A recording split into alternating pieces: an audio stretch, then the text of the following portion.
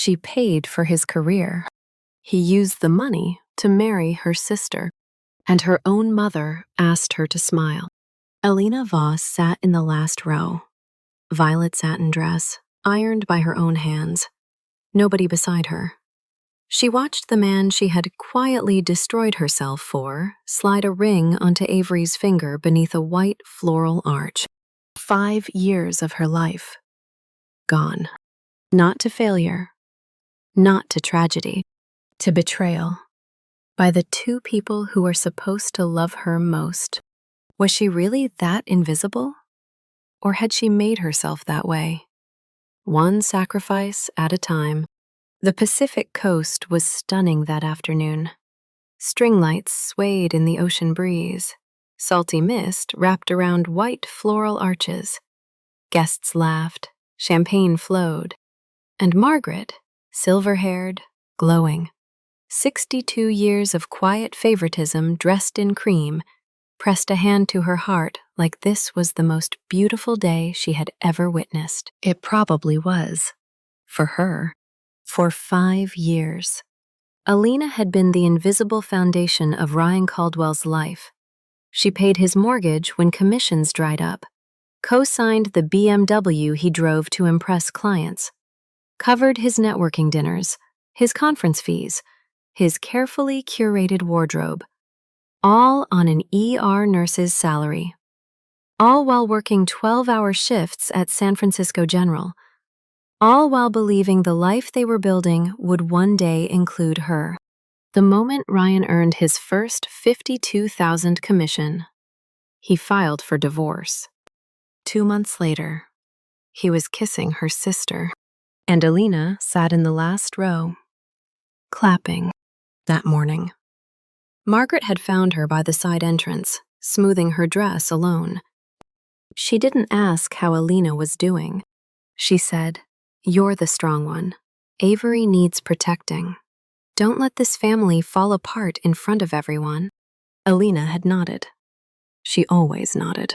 Now, as applause washed over her like a wave she couldn't stand in, she looked down at her own hands, the hands that had pressed against strangers' chests at 3 a.m., that had steadied IVs through 12-hour shifts, that had once held Ryan's face and whispered, "I believe in you." She thought quietly, to no one, I spent so long making myself useful that I forgot to make myself matter. One tear. Just one. She brushed it away before anyone could see. Nobody was looking anyway. What Alina didn't know, couldn't have known, was that 20 feet away, near the outdoor bar, a man in a black suit stood perfectly, unnervingly still. He hadn't been invited. He hadn't come for the vows, or the view, or the champagne. Sharp, steel-gray eyes. Calm. Ancient. Unblinking. Fixed entirely on her. Not on the radiant bride. Not on the glittering crowd. Only on the woman in the last row who was quietly trying not to fall apart. He had been watching her for exactly 11 minutes. As the crowd surged toward the newlyweds. As Margaret beamed and Avery laughed and Ryan raised his glass. As Alina rose from her chair, invisible as always, already drifting toward the exit. The man in the black suit reached into his jacket, closed his fingers around a small, matte black card. He didn't follow her. Not yet. He simply waited. With the patience of someone who had lived long enough to know that the right moment always arrives. She doesn't know, he thought, eyes never leaving her. She saved my life 2 years ago, and tonight, I will choose her again. But she had no idea that everything was about to change. If you were Alina, would you have stayed at that wedding? Or walked out the door the moment you arrived? One word, stay or leave. She almost made it to the parking lot. Heels on asphalt, violet dress catching the coastal wind. 3 steps from her car when a voice stopped her. Low, deliberate. The kind of quiet authority that didn't need to raise itself to be heard. Alina Voss. She turned. The man from the bar stood beneath the string lights at the venue's edge. Black suit. A small matte card held loosely between two fingers. Steel gray eyes that caught the last of the evening light and gave nothing back. He wasn't rushing. He wasn't performing. He simply stood there like the concept of waiting had been invented around him. 2 years ago, he said, San Francisco General, chest wound. You were the only one in that room who refused to let me go. The memory arrived before she could stop it. The trauma bay had smelled of antiseptic and fluorescent urgency. The patient, admitted as John Doe, gunshot wound to the chest, had been ashen by the time they wheeled him in. No ID, no next of kin. Pulse barely registering. Dr. Morris had glanced once at the monitors, then at the clock. The expression of a man running arithmetic on a life. Not worth the resource expenditure. Call it. Alina had already had her gloves on. We're saving him, she said, not looking up. He has value. Morris left. The resident hesitated. Alina worked alone for 11 minutes. Compressions, epinephrine, a second defibrillation, until the monitor found its rhythm again. She remembered one other detail from that night when she'd cut away his shirt to place the leads. She'd seen it. Just at the collar. Just for a second. A tattoo unlike anything in her 12 years of ER work. Not a prison marking. Not military ink. Ancient lines in a script that looked like a language the modern world had collectively agreed to forget. She had told herself it meant nothing. She had been wrong. You brought me back twice, he said now, still not moving closer. You said I had value when every person in that room had already written me off. Alina's grip tightened around her car keys. I say that about every patient. I know. The faintest shift at the corner of his mouth. Not quite a smile, but the memory of one. That's exactly why I'm here. He extended the black card between two fingers. Unhurried. Certain. Like someone offering a key to a door they already knew would eventually open. My name is Thorne Veil. This isn't charity. It's a transaction. You saved my life. I'm returning it. Legal resources, financial counsel, a way out of the wreckage someone else built on your name. She didn't take the card. You don't know anything about my name. $120,000 in fraudulent debt. 3 credit accounts opened without your signature. A home equity loan tied to the condo you co-signed in 2021. He delivered it without cruelty.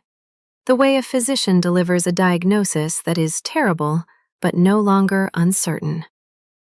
Ryan Caldwell forged your identity to fund the career you were already paying for. You haven't checked your credit report yet, but you will. She checked it right there, phone screen too bright in the coastal dark. He was exact, down to the dollar. I thought betrayal had a ceiling, she thought, staring at the numbers. I was wrong about that too. She didn't leave. She ended up at table 12, at the far edge of the reception where the string lights barely reached and the ocean was the loudest sound. She didn't know why she stayed, only that her legs had stopped cooperating, and that for the first time in a long while, someone had handed her information instead of another obligation. Thorne appeared 20 minutes later. He didn't sit across from her. He sat beside her, one empty chair between them, and ordered 2 glasses of water from a passing server. The ease of someone who had attended gatherings like this for centuries and found them equally tiresome every time. You could have sent a lawyer, Alina said. An email. You didn't need to come here personally. No, he agreed. Then why? He considered the question with the weight it deserved. Because I watched you sit in the back row of your own humiliation and wipe away one tear before anyone could notice. And I thought, that woman has never once been seen by someone who wasn't planning to use it. She looked at him then. Really looked. Past the composure. Past the precision of his clothes and the stillness of his expression. There was nothing hungry in his face. Nothing performing care to get something in return. Just steadiness. Old and absolute. Her armor shifted. Not crumbled. Shifted. Just enough. "What do you want from me?" she asked. "Tonight? Nothing." He picked up his water glass. "You just found out the man you gave 5 years to stole your identity. That's already more than enough to carry." It was such a quiet mercy. The permission to carry only one thing at a time, that she almost didn't know how to receive it when Ryan crossed the room toward the bar, laughing too loudly. His gaze caught on Alina, and something shifted in his expression. Not nostalgia. Possession. Even now, even still. Thorne rose before Ryan could reach her. "Dance with me." Not a command, a door, offered open. She took it. On the dance floor, his hand rested at her waist, deliberate, unhurried, the touch of someone who understood the difference between holding and claiming. "You don't owe anyone your presence here," he said quietly. Beneath the jazz and the sound of the ocean, she didn't respond. But she didn't pull away. The whole wedding watched. Ryan's jaw locked. Avery's curated smile faltered. Margaret's eyes moved across the room with the narrowed calculation of a woman whose carefully managed narrative had just slipped. Alina noticed none of it. "I spent years making myself smaller so everyone else had room," she thought. I'd forgotten what it felt like to simply take up space. 40 minutes later, they sat across from each other in a 24-hour diner in the Tenderloin. Neon light bleeding orange through rain-streaked windows. Burnt coffee and wet pavement. A city that never fully committed to sleeping. Thorne had spread the credit report flat on the table. He read it once. Then he looked up. "What do you want?" Not, "What do you need?" Not, "Let me handle this." What she wanted. As though her answer were the only relevant data point. "I want him held accountable," she said. "I could arrange that before morning." His voice was entirely level. "But I won't. Not like that." She frowned. "If I fix this for you, you trade one dependency for another. Ryan used your need against you. I won't use your gratitude the same way." He leaned back, arms loosely folded. "You file the report, you hire the forensic accountant. I provide the tools, you do the work. The outcome belongs to you." Something shifted inside her. Not warmth yet, but the particular ache of being offered genuine respect for the first time, and having nowhere familiar to put it. "Who are you, actually?" she asked. The neon caught the edge of his collar. She glimpsed it again. The ancient tattoo.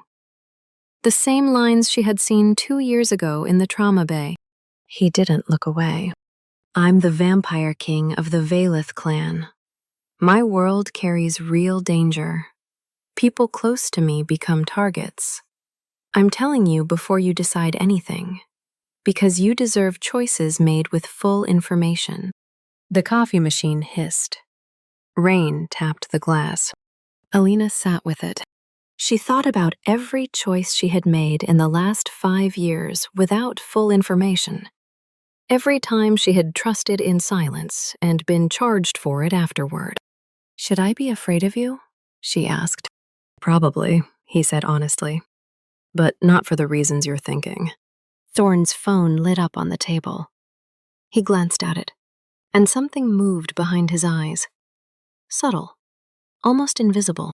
But Alina had spent 12 years reading faces in emergency rooms.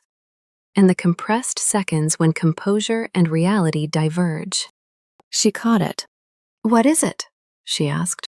He turned the phone face down. "Nothing that needs to be yours tonight." But the stillness in him had changed quality. Older, more watchful, facing inward towards something she couldn't see. And then her own phone buzzed. Unknown number. 3 words. Hunters are coming. Just when she thought she could trust again. The past returned. Hunters are coming. 3 words. Unknown number. No punctuation, just the blunt gravity of a warning from someone who had her number and enough information to know she needed one. Across the diner table, Thorne had already seen it. He hadn't reached for her phone, hadn't moved at all. He looked at her with those gray eyes, the particular stillness of someone who has survived enough crises to know that the first 30 seconds are for assessment, not reaction. Someone inside my clan sent that. A warning. Or a provocation. I don't know which yet. But it means you've already been identified. Identified as what? As someone who matters to me. He said it without softness, without sentiment, as a fact he was presenting for her consideration. In my world, that carries consequences. Alina set the phone down. She thought about the last 5 years. Every consequence she had absorbed that belonged to someone else's choices. The mortgage, the forged signatures, the wedding, the last row. Being near someone always cost me something, she thought. At least this time I'm being told in advance. He paid the check. Not to take control, to close one thing so she could think clearly about the next. She noticed the difference. She didn't leave. 3 days after the wedding, Alina sat across a laminate desk from Linda Okafor, forensic accountant, financial district, 2nd floor of a building that smelled of printer ink and institutional carpet. Linda had the credit report, the bank records Thorne's legal contact had surfaced, and a yellow legal pad dense with her own handwriting. She read without reacting. She had seen versions of this before. Signature forgeries on 4 documents. The home equity loan is the most serious. That's felony-level fraud. The 2 credit accounts and the vehicle loan constitute identity theft. Combined with the forgery trail, you're looking at 18 months minimum if the district attorney pursues it aggressively. Alina's hands were folded in her lap. Still. The trained stillness of someone who had learned that composure and calm are not the same thing, and that only one of them is useful under pressure. "File it," she said. "Your name enters public record alongside his. Your prior relationship will be documented." "I know," Linda nodded, picked up her pen. It happened on a Tuesday evening. Her apartment in the outer Sunset, 2nd floor. Foghorns when the wind was right. She was sitting on the floor of her bedroom, not from grief, from the specific fatigue of someone who had been load-bearing for other people's lives for so long that her body occasionally forgot how to simply rest inside its own. Her phone had buzzed 14 times in 2 hours. "Call me. People are talking. Are you trying to destroy my marriage before it even starts?" Again. This is not what strong women do. From a number she hadn't blocked yet. "You will regret this." She read each message once, the way you read a bill, fully, without flinching, so you understand exactly what you owe and to whom. Then she blocked them. All of them. The family group chat, named Harrington Girls, a title that had never quite included her. She left without a parting word. The phone went silent. The fog pressed against her window. "I spent 34 years being the person this family leaned on," she thought. "That ends here. Not with anger, just with a decision." A single message came through after the silence settled. "Thorne, Call if you need anything. No pressure. 7 words. No follow-up.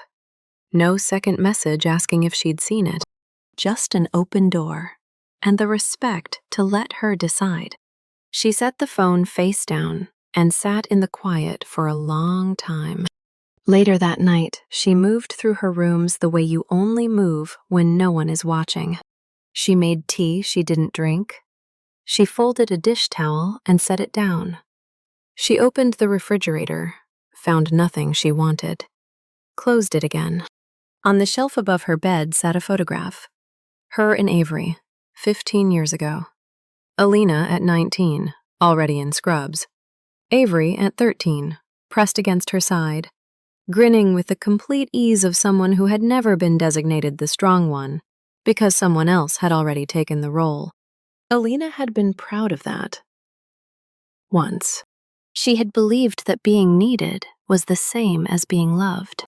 She took the photograph down, didn't throw it away, just placed it face down in the drawer and pushed it closed. I gave them everything I had, she thought quietly. They built their happiness on it and never once looked down. The trial moved with the cold efficiency of well-documented evidence. Handwriting analysis, bank records, a forensic timeline showing, with the precision of numbers that don't negotiate, exactly when and how Ryan Caldwell had financed his career on Alina's stolen identity. The courtroom was small, fluorescent, smelled of institutional coffee. Alina sat in the gallery, not at the witness stand, not in the victim's chair, just a wooden seat 3 rows back, watching the judge read aloud. Identity theft, financial fraud, forgery of legal documents, 18 months in federal custody. Ryan's attorney filed for appeal immediately. 3 months of freedom while it processed. Ryan turned in his seat. The instinct of a man who had spent years looking for her face when he needed something. He found her eyes across the room. She held his gaze. Not with anger, not with triumph. Just the clear, level look of someone who had permanently stopped organizing her self-worth around his opinion of her. He was the one who looked away. Outside the courthouse, Avery was waiting, mascara precise, composure already reassembling itself. I didn't know about the accounts, she said. I swear I didn't. Alina stopped walking, didn't turn around. It doesn't matter whether you knew, Avery. You made your choices. The wedding, the silence. Every time you let Mom call me the strong one because it was easier for you if I was. Those choices belong to you now. Live with them. She kept walking, down the courthouse steps, into the San Francisco fog. Alone. And for the first time in years, not made smaller by it. She had reached the bottom step when her phone rang. Unknown number. 2 seconds of silence, then a voice, low and deliberately distorted. The Blackthorn clan knows Thorne Veil has chosen a human. Leave the city, or become the weapon they use against him. The call ended.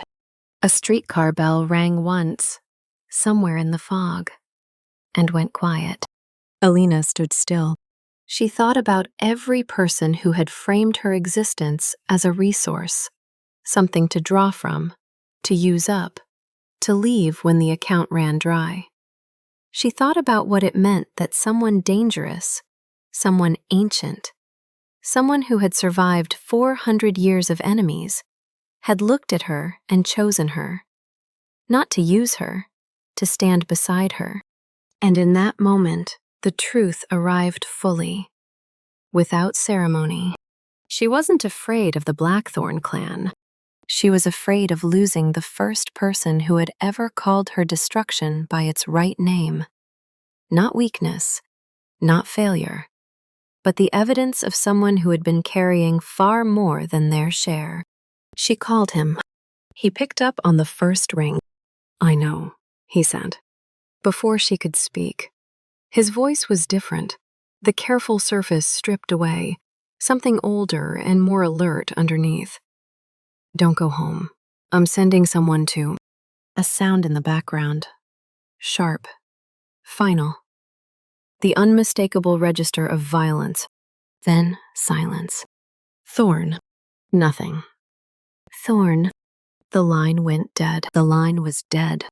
Alina stood on the courthouse steps for 4 seconds. The same 4 seconds she used in the ER between the moment a monitor flatlined and the moment her hands moved. The gap between shock and decision. The space where some people froze. She didn't freeze. She pulled up the last address Thorne's contact had sent 3 days ago. A building in Soma. Ground floor registered as a private events company. Everything above it belonging to the Veilith clan in ways that didn't appear on any public document. She hailed a cab and got in. You've brought people back from worse, she told herself, hands pressed flat on her thighs. You've done it in worse rooms with less time. But even as she thought it, a quieter voice answered underneath. Before. They were strangers. Now he isn't. That changes the cost. She never reached Soma. A black SUV cut her cab off at 6th and Folsom. 2 men. Efficient in the way that leaves no room for negotiation. She woke in a warehouse. Concrete floor. Somewhere in the dark. Water dripped in a slow, metronomic rhythm. The air carried rust and salt, and the particular cold of a space that had been abandoned long enough to develop its own climate. A single floodlight buzzed overhead like something that had outlasted its usefulness. Her wrists were secured to a metal chair. Ryan Caldwell stood 10 feet away. He looked stripped. Not of his appearance, but of the performance that had always animated it. The charm, the ease, the practiced confidence of a man who had moved through the world on borrowed credibility. What remained was something harder, smaller. You actually believe he chose you, he said. That's almost impressive. Alina looked at him the same way she had looked at him across the courtroom. Level, unapologetic. You're working with hunters, she said. Not a question. They needed leverage. I needed out. He shrugged. The old gesture, designed to make cruelty look like practicality. You were always the most useful thing about our marriage. Turns out that's still true. She used to flinch at things like that. She thought. She used to absorb them and adjust. She looked at the zip ties on her wrists, at the floodlight, at the distance between herself and the door. Ryan, you know what I did for 12 years. He frowned slightly. I have stabilized people in rooms with less than this. I always find a way through. The warehouse doors didn't open. They gave way. Thorne came through with the focused inevitability of something that had decided, long ago, that obstacles were simply problems to move past. His black suit was torn at the shoulder, blood at his collar, his own. From a wound at his left side he was refusing to acknowledge in any useful way. 4 hunters. Shattered neon. The crack of a silver-tipped weapon against the concrete floor. Alina catalogued everything. The way he favored his left. The slight drag in his right step. The quality of the wound. The same focused assessment she brought to every crisis, rendered automatic by a decade of practice. He reached her, cut the zip ties in one motion. Are you hurt? No, you are. Left side. How deep? He looked at her for half a second. Something almost like surprise, that her first instinct was clinical rather than grateful. Deep enough, he said. The last hunter moved from behind. Thorne caught the hunter's wrist. But not cleanly. The silver stake scraped the existing wound wide. He went to one knee. 4 centuries of composure, and his body finally refused to be managed. Ryan. From across the warehouse. Even kings run out of time. Alina was already moving. Not toward the exit, toward Thorne. She pressed both palms against his side. 12 years of muscle memory. The same hands that had worked through countless trauma bays, that had believed in people others had already written off. The same hands. This time, something entirely different happened. Heat, not pain, but ignition.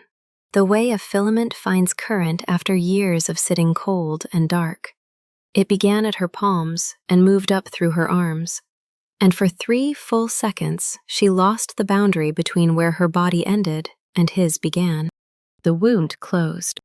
Not gradually, the way a held breath releases. Complete, instantaneous, inevitable. Thorne's eyes opened.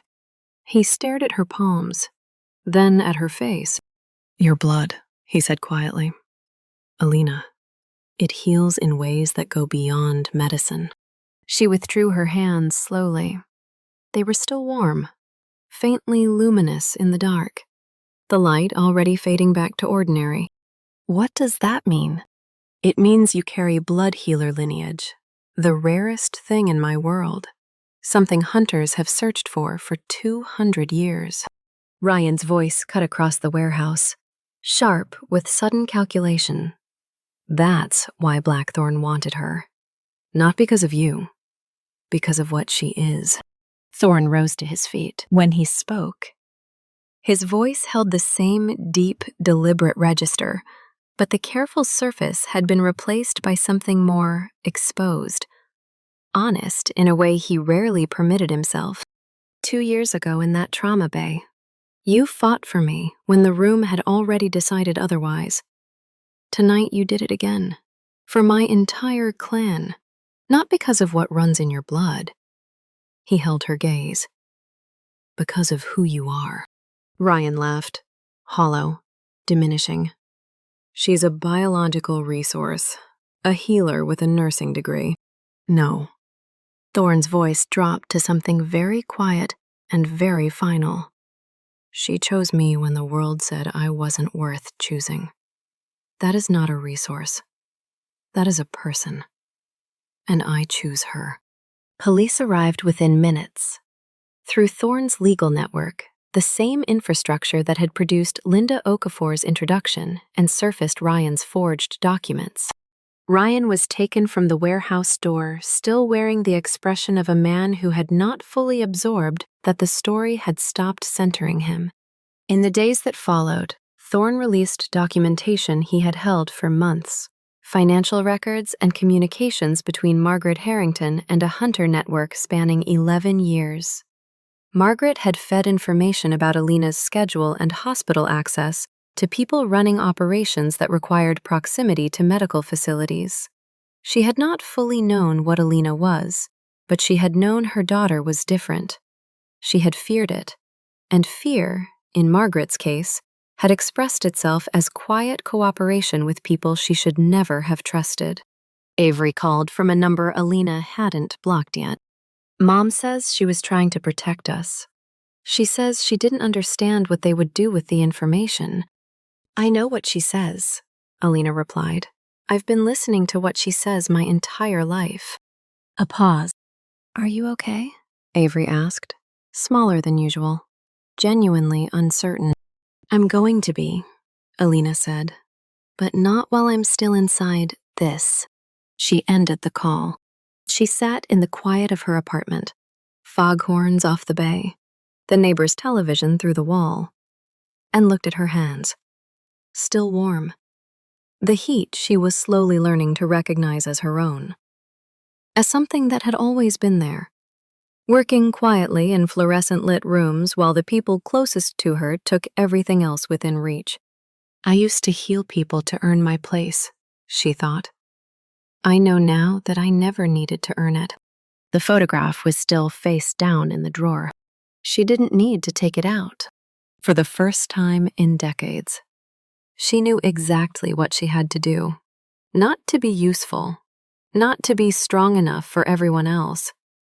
To choose, finally and completely, herself. 3 months after the trial, Ryan Caldwell began serving his sentence.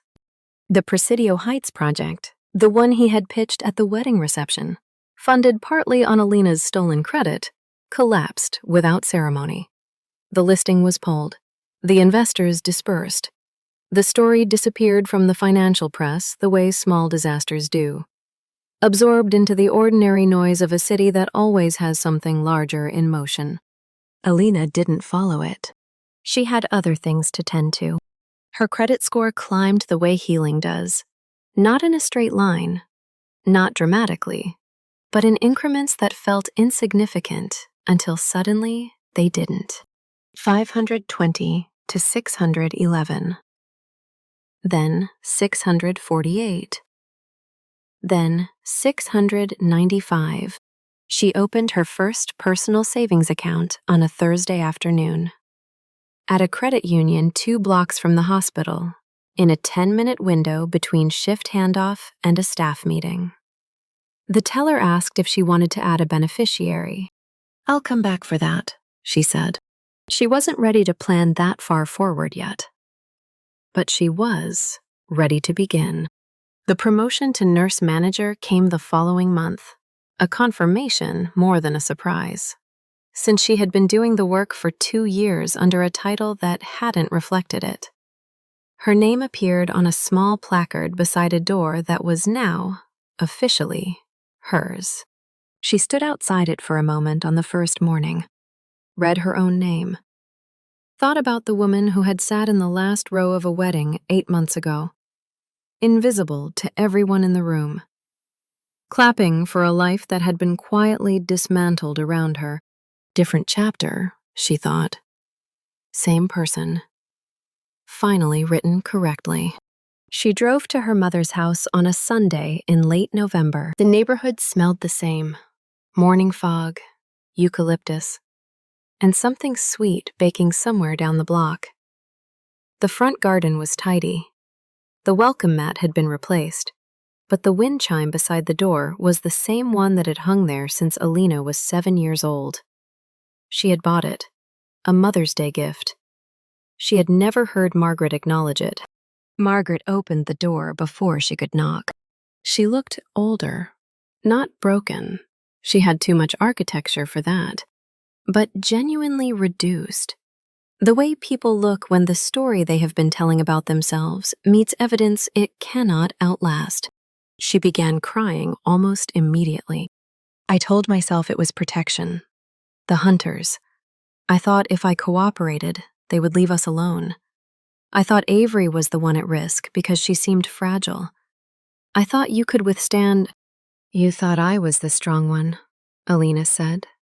So the cost didn't register. Margaret's hands came up, the reaching gesture of a mother who wanted to close the distance and no longer trusted herself to. Alina didn't step back, but she didn't close the distance either.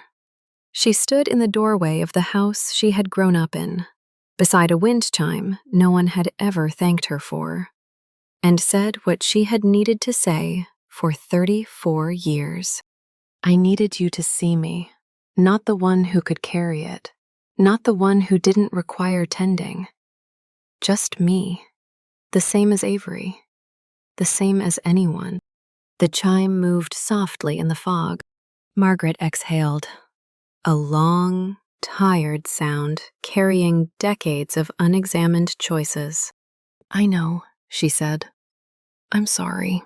It wasn't restitution. It wouldn't undo the forged documents, or the 11 years of compromised information, or the photograph still face down in a drawer. But it was real. And Alina had recently learned to hold real things carefully, neither discarding them nor pressing them flat. I'm not coming back, she said. Not yet. Maybe not for a long time. But I'm not disappearing either. That's not the same thing. She drove home with the window cracked, the morning fog burning slowly off the city, the bay emerging piece by piece through the gray.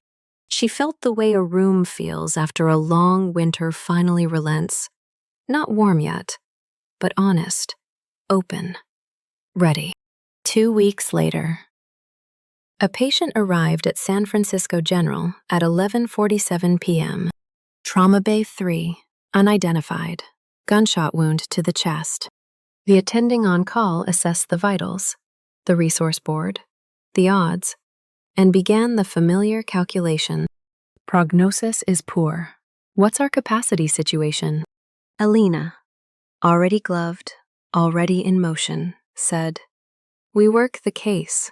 He deserves the same effort as anyone else." She didn't look up. The resident beside her caught something as Alina cut away the patient's shirt to place the leads. A marking at the collar. Ancient, intricate. A design in a script with no living translation. Not Thorne's clan, a different lineage entirely. Alina registered it, filed it, kept working. Later, when the bay had quieted and the patient was stable, and the only sound was the fluorescent hum, she stood at the scrub sink and let the water run over her hands. Still warm. The low, steady heat she was gradually learning to recognize as her own, rather than a mystery to manage. I used to pour myself into this work to justify being here, she thought. Now I do it because I know I belong here. That's a different kind of strength entirely. She dried her hands, turned off the light, walked toward the next hour. He was leaning against a concrete pillar when she came down. Unhurried, composed, present in the particular way he always was.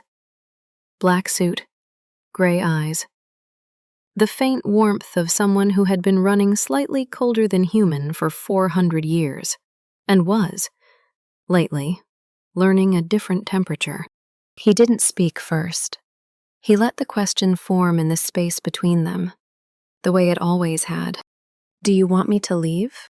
The same question he had asked in the Tenderloin diner. The same open door. No obligation attached. No expectation embedded. Just a genuine offer of exit. Held without condition. Alina looked at him. She thought about the last row of a wedding. About a photograph placed face down in a drawer. Not in anger, but in completion. About a trauma bay 2 years ago, and a woman who had pressed her hands against a stranger's chest and refused to accept the room's verdict. She thought about who she had been then, and who she was now. The same person, she realized. Finally, with room enough to be herself, she crossed the distance between them and took his hand. Not because she needed rescue, not because the alternative was lonelier, but because she had calculated the full cost, with full information, and she was choosing it freely. "No," she said. "We stay. Together." His fingers closed around hers. Steady. Unhurried. The grip of someone who had learned. Over 400 years. The precise difference between holding someone and holding them back. The fog pressed at the garage entrance. The city above them went on being itself. Layered. Difficult. Luminous. Full of people who needed saving and deserved to be seen while it happened. Driving home with the window down, the city unfolding around them. She thought, the apartment is going to feel different tonight. Not because anything in it has changed. Because I have 3 months after the underground garage. Alina's apartment was still the same apartment. 2nd floor, outer sunset. The neighbor's television through the wall. Foghorns when the wind came in off the bay. But the shelf above her bed now held 3 succulents instead of 1. A jade plant. And something with fat purple leaves whose name she had looked up and half remembered. The dish towel on the counter was a color she had chosen because she liked it. The refrigerator held food she had bought deliberately, not out of exhaustion or the residual habit of stocking a kitchen for someone who was no longer there. Small things. Each one a choice she had made for herself, and no one else. She had started sleeping with the window open. She hadn't done that in 6 years. Ryan had always said the street noise was disruptive. She had adjusted. She had adjusted so many times, for so many years, that she had nearly lost track of her own preferences entirely. The fog came in at night now. She let it. On a Sunday in late winter, they sat on the balcony of Thorne's Pacific Heights penthouse as the evening fog rolled in across the bay. The Golden Gate was barely visible, just the suggestion of something enormous and enduring. The way certain truths announce themselves before you have words for them. Alina had brought coffee in a thermos, the kind from the diner 2 blocks from the hospital. Poured into a cup at the start of a shift she no longer dreaded. She poured 2 and set 1 in front of Thorne without ceremony. He looked at it. "I haven't had coffee in a very long time," he said. "You don't have to." "No." He picked it up and held it, letting the warmth move through the ceramic and into his hands, the way warmth had been slowly finding its way back into him, in increments, in ordinary Sundays. He didn't drink it, but he held it for the rest of the evening. "There are things in my past," he said after a while, "that I can't revise. My world will not become safe because I want it to be." "I know that," she said. "You could have a quieter life." "Thorne," she said it gently, the way you say a name to stop someone from finishing a speech they've rehearsed instead of felt. "I spent 5 years living a quiet life that was being dismantled behind my back. Quiet isn't the same as safe. I know the difference now." He was still. "I stayed with Ryan because leaving felt like failure. I'm staying with you because I've thought it through, and I'm not afraid of what I decided." The fog pressed in across the city lights. Down on the street, someone walked a dog. The small sound of tags against a collar drifting upward in the dark. Ordinary and grounding. "I used to stay because I was afraid to leave," she thought. "Now I stay because I genuinely want to be here." That is not a small distinction. That is everything. 2 weeks later, a newly licensed nurse named Priya started on Alina's floor. 23 years old, technically precise, and terrified in the specific way that only arrives when you first understand that the work is not a simulation, that the person in front of you is real, that what you do next will matter, and that no training fully prepares you for the weight of that knowledge landing all at once. On her 3rd shift, Priya froze in a trauma bay, not from lack of skill, from the sudden, full comprehension of what she was doing. The gap between knowing a procedure and understanding that a person's life was inside it. Alina stepped in beside her, didn't take over, didn't redirect, just stood close enough that her steadiness became available. The way a tuning fork sounds a note that nearby strings quietly find. "He deserves the same effort as anyone else," Alina said to the room, calmly, as though it were simply true, which it was. Priya found her footing, kept going. Afterward, at the scrub sink, Priya asked, "How do you stay that grounded?" Alina considered it honestly. "For a long time I stayed calm, so other people wouldn't have to be." That looked like groundedness from the outside, but it wasn't. It was suppression. What you're seeing now is different. Now I'm actually okay. It looks similar. The inside of it is completely different. Priya nodded, the way young people nod when they receive something they'll understand more fully in another decade. That was fine. Alina had learned that some things get planted and found later. On a quiet Tuesday evening, she was sitting on the floor of her bedroom, not from grief, just from preference now. Her back against the bed, a book open beside her. The purple-leafed succulent at eye level. Her phone buzzed. Unknown number. She read it without flinching. "The Blackthorn clan knows the blood healer is alive. They are not the only ones who are looking. She sat with it for a moment. Let it be what it was. Not a catastrophe. Not an undoing. Just the next thing that required a clear head and a choice. She called Thorne. He picked up on the first ring. I saw it, he said. What do we do? A pause. Not hesitation, but the weight of someone choosing words that will mean something. We face it the way we've faced everything else, he said. Together, with full information. She looked at her hands. Warm. Steady. Entirely her own. Okay, she said. She didn't close the window. And she finally understood what she had been carrying all along. Not damage. Not the debt of being the capable one. The reliable one. The one who held the center while everyone else was permitted to be uncertain. She had been carrying something real. Something that had worked quietly in fluorescent-lit rooms for 12 years. Pressing against strangers' chests. Holding IVs steady. Refusing the room's verdict on who deserved to be saved. She had always known how to heal people.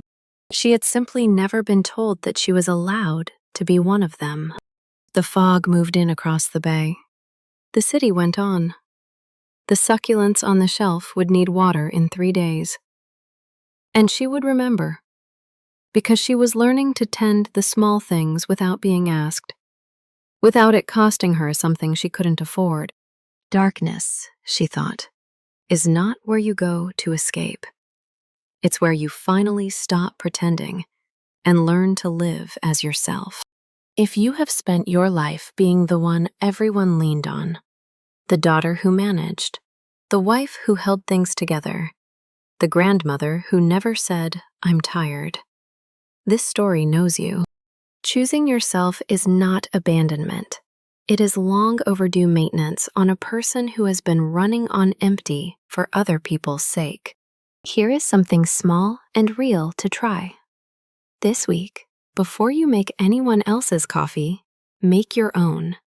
Pour it into the mug you like, not the practical one, the one you actually like. Sit at your kitchen table for 10 minutes with no phone, no list, no task waiting. If the silence feels strange, let it. You have earned 10 minutes of strange silence. That is not a small thing. For a woman who has spent decades last in line for her own attention. That is the whole lesson.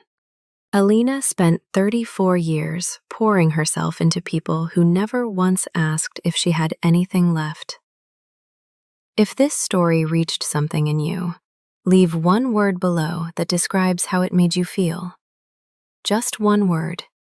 I will read every single one. This vampire tale was born from a real human soul, full of emotion, contradiction, and longing. AI was merely a companion who helped arrange the words to be as beautiful and clear as possible. That's why you'll find it not only terrifying, but also very human.